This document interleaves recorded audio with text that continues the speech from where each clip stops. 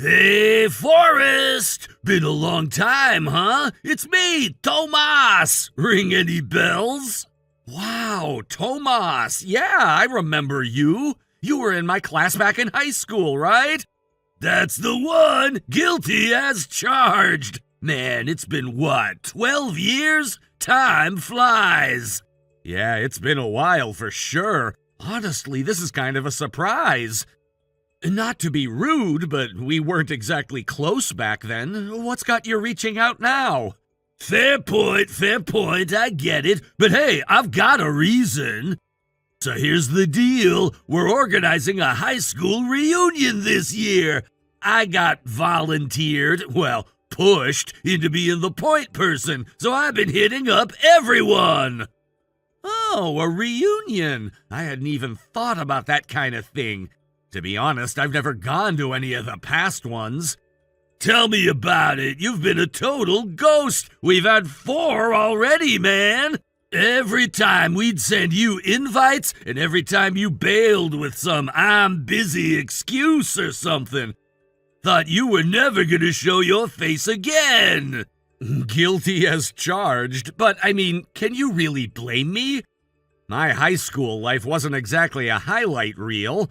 I wasn't popular, barely had any close friends, and most people probably forgot I even existed. I always felt like I'd be that awkward guy just standing around with a drink and no one to talk to.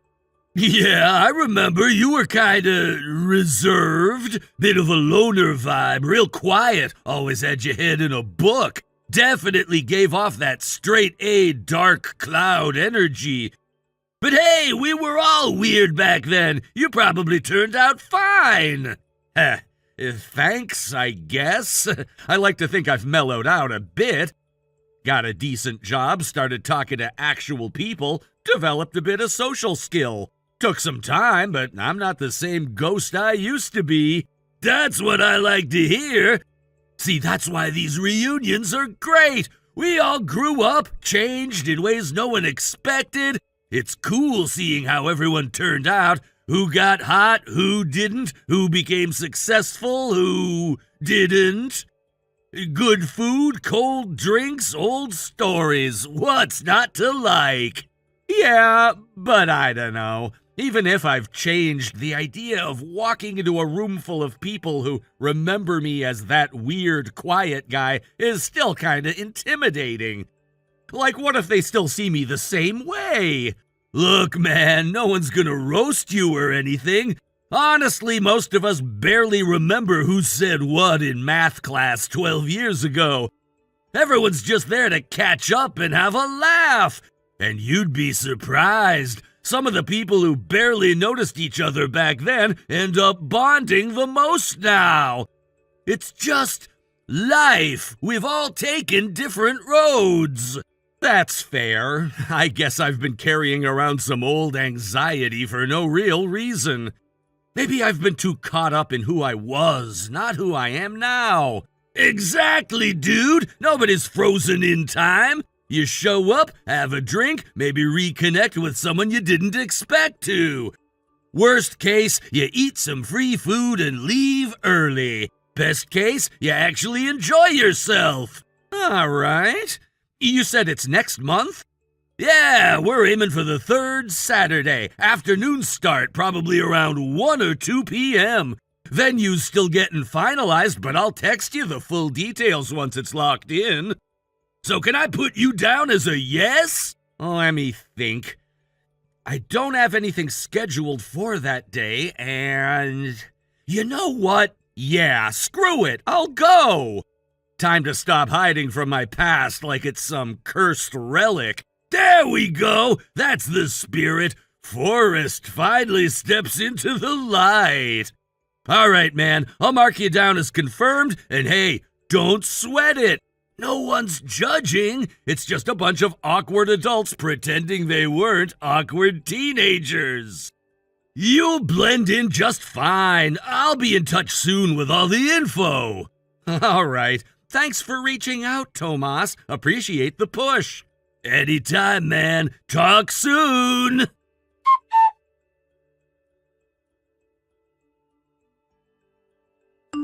Hey, Tomas, got a second?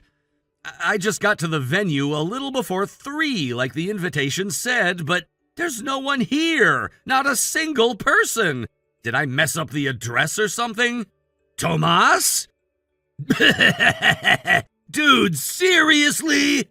You actually fell for it? That's hilarious! Wait, what do you mean, fell for it? Reunion venue changed, bro! We canceled that place earlier today! Changed? To where? Now why would I tell you that? Come on, man! You're the punchline today! God, I can't believe how easy this was! What the hell are you talking about? Alright, I'll spell it out since you clearly don't get it. So there's this little game me and my buddies play during drinking parties. It's kinda our signature move. We invite everyone to a place, confirm the time and all that. Then, on the day, we cancel the reservations, switch locations, and tell almost everyone. Almost. We leave one person out of the loop. Just one. You're joking! Nope. And guess what? Today, you were the lucky one we didn't tell. Congrats, man. You're the chosen idiot. This isn't funny. I didn't fall for anything. You never even told me the new location. How is that some kind of prank? It's simple, man. We all take bets. Who's gonna get screwed? Who'll actually pay the cancellation fee? You know how much they charge for canceling a 140-person booking on short notice? $7,000! The loser pays! That's the game! Today, you're the loser, so cough it up! You expect me to pay $7,000 for a prank I wasn't even told I was part of? Are you insane? That's not a game, that's just manipulation! That's fraud! Relax, man. We've done this before, a few times. Always got a laugh out of it. Sometimes the guy pays, sometimes not. Doesn't matter. The chaos is part of the fun. Besides, I didn't use my real name for the booking, so even if they wanted to chase someone, they can't get me. You're bragging about using fake names to make fraudulent reservations? Do you even hear yourself? This isn't a joke anymore. It's harassment. And borderline criminal. Depending on the restaurant, this could be a police matter. Good luck with that. You think I haven't thought this through? No paper trail, no real ID. They only know you showed up. So guess who they're gonna come after for the cancellation? No. You're not dragging me into this. I'm not paying a cent. You planned this. You canceled. You lied. You pay. Nah, see, I already told the venue that you were covering the fee. Said you were the one who made the booking and wanted to surprise everyone with a prank. I even left your name and number with them. Told them you might try to run, so, good luck explaining that to them. You've seriously lost it. What kind of person does this? What kind of sick game are you playing? Oh, come on. Don't be so dramatic. It's just a bit of fun. Besides, it's not like you were even excited for this reunion anyway. You said yourself you were a nobody in high school. Thought it'd be funny to see the quiet kids squirm. So this was targeted. You singled me out because I didn't have many friends? You're still that insecure, pathetic bully who thinks screwing someone over makes you relevant? Nah, I just hate when people like you think they're suddenly part of the crowd. You weren't, you aren't, you won't be. You should have stayed in your little cave. This world's for people who can handle a joke. This isn't a joke, it's malicious. And if you think I won't take this to the police, think again. That restaurant could come after both of us, and I'll make sure every detail gets traced right back to you. Good luck proving anything. Fake name, burner number, I've done this dance before. Unbelievable. I honestly can't believe I ever thought about showing up and reconnecting. I thought maybe we'd all grown up a bit, but you've just become better at being cruel. Whatever, man. Thanks for the entertainment, though. You looked hilarious standing there all alone. If you end up paying the fee, great. If not, well, still worth it for the laughs. You want laughs? Try laughing when a lawyer's knocking on your door, because I'm not letting this go. You do that. Meanwhile, we'll be clinking glasses somewhere way more fun than that empty-ass venue you're still standing in. Enjoy the silence, Forrest. Later, loser. Go to hell, Tomas.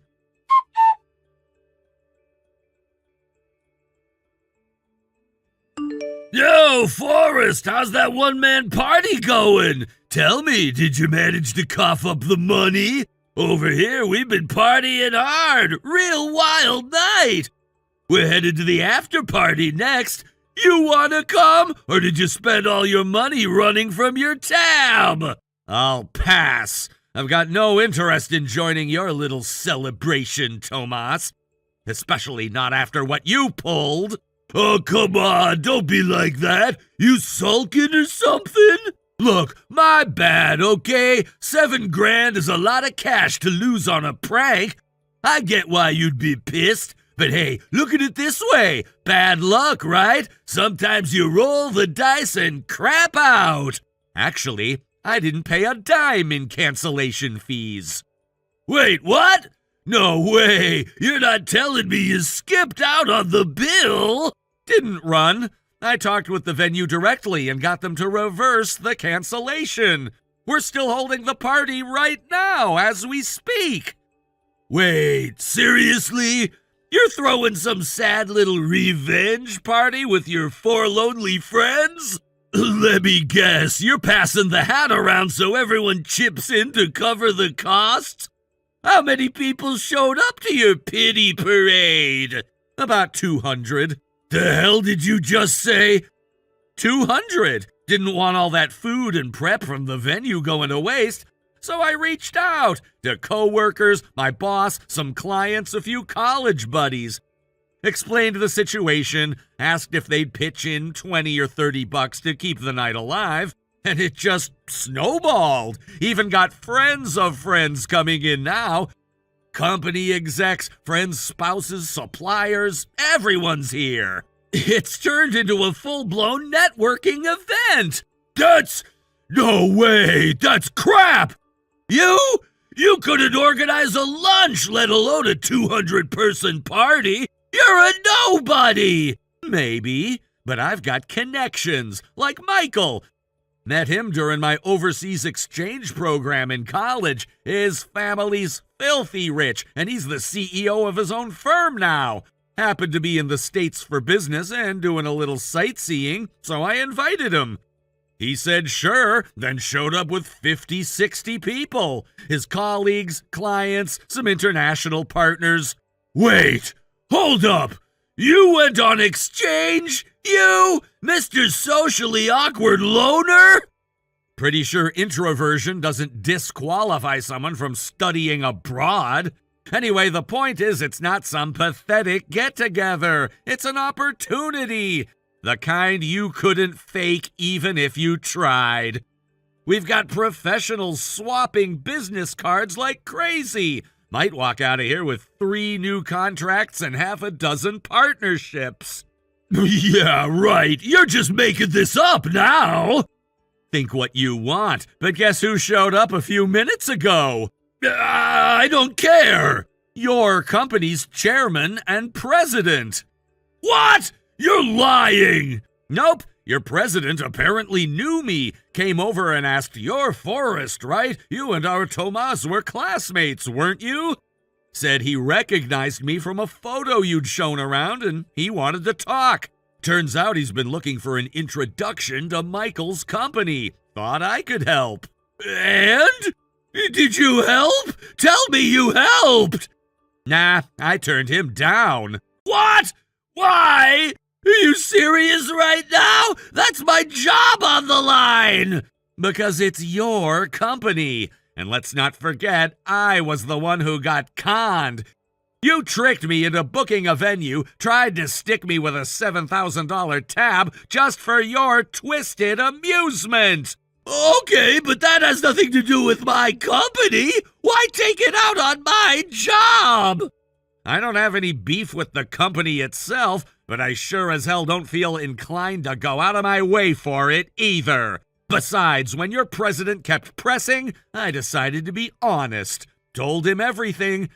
How you pulled a scam for laughs, how you nearly left me on the hook for thousands, and how this kind of behavior wasn't exactly new for you. What the hell, man? Why'd you tell him? Do you have any idea what'll happen if that deal falls through? I'll be the one who gets blamed. Not my problem. It's between you and your company. I just said I wouldn't introduce them. If the president still wants to pursue the deal, that's up to him. If not, well, maybe he's thinking twice about the kind of people he's promoted. You're screwing me over! You're doing this on purpose! I worked my ass off to get to where I am! I climbed from the bottom, man! You ruined this for me, I swear I'll sue you! For what? Telling the truth? Let me know how that goes. Your Honor, I bullied my old classmate and it backfired. Good luck finding a lawyer who'll touch that. You smug bastard! You know, I almost gave you the benefit of the doubt. If you just owned up, apologized like a decent human being, I might have tried smoothing things over. I would have talked to your president, explained you made a dumb mistake and deserved a second chance. But you doubled down, mocked me again, threatened me. You don't regret what you did. You're just afraid of consequences. Wait, don't go! Okay, I get it. You're right. I was an idiot. I shouldn't have done it. It was cruel and stupid, and I regret it. Please, I'll make it up to you. I'll apologize properly. Just please talk to the chairman. Please fix this before it's too late. Too late? Tomas, they already left. Packed up and gone maybe 10 minutes ago. Even if I wanted to fix this, I couldn't. No, you son of a... You set me up. You let me walk into this and now you're laughing behind my back. Set you up? That's rich, coming from the guy who started this mess with a fake party. Let me give you some advice. Next time you plan to humiliate someone, make sure they don't know how to bounce back.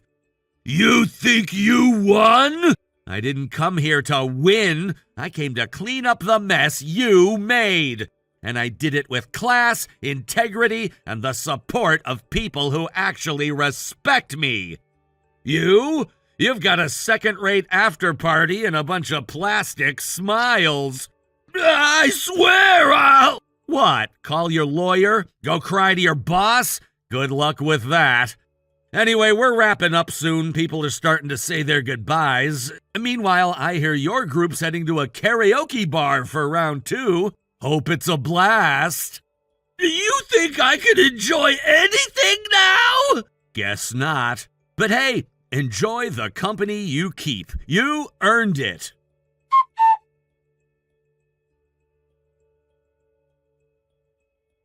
After everything wrapped up, we decided to end things on a high note by throwing a small party. It wasn't extravagant, but it was heartfelt. People mingled, shared stories, and you could feel a sense of closure and connection in the air. Everyone seemed genuinely happy with how it turned out. Some even said it was the most fulfilling event they'd been part of in a long time, especially because it allowed people from all walks of life to connect. That meant a lot to me. The best part, we managed to collect around $7,000 from everyone who participated. That money covered all the costs related to the incident, venue, cleanup, everything. I can't describe the relief I felt. It could have easily turned into a financial mess, but thanks to everyone's contributions, we walked away without a burden on our backs. I was grateful to all of them for their generosity and for standing by me. But of course, the story didn't end there. A few days after the event, I found out that Tomas, still trying to save face, approached Michael's company in hopes of securing a business deal. I never told Michael about how Tomas had deceived us earlier. I figured it would only add fuel to the fire and cause unnecessary tension. But somehow, word must have gotten around. The chairman and president of Michael's company seemed to have drawn their own conclusions. They assumed Tomas had been the source of trouble and began to treat him differently, colder, more dismissive. He was no longer invited to important meetings, his suggestions were ignored, and his name was barely acknowledged in group discussions. The change in tone was obvious to everyone. Soon after, rumors started spreading that Tomas had disrespected Michael's company during the negotiations. Whether it was true or not didn't seem to matter anymore. Perception had already taken hold. Then came the final blow. Someone from Tomas's own circle, one of the people he thought was a close friend, leaked the story about his previous antics. The same antics that caused so much chaos in the first place. Once that came to light, the mood around Tomas shifted completely. People started giving him side eyes, whispering when he walked past. He was no longer seen as a capable professional, but as a cautionary tale. His reputation, once decent if not impressive, was now in shambles. He began avoiding common areas, eating lunch alone, and eventually stopped showing up to optional events entirely. The isolation must have been suffocating. To be honest, it's hard to feel sorry for him. This was the result of his own actions. But I can't help thinking the chairman and president overreacted too. Their response felt vindictive, like they were more interested in punishing someone than understanding the situation. In the end, I just hope everyone involved has learned something. I know I have. I never want to be part of another one of Tomas's games. Some mistakes cost more than money. They cost trust, dignity, and peace of mind. Thank you for watching and listening. We hope you enjoyed the video. Don't forget to like this video and subscribe. Also, feel free to leave a comment about what you thought of the story. We look forward to seeing you at the next story. Thank you for watching. Please subscribe and hit the like button. See you next time.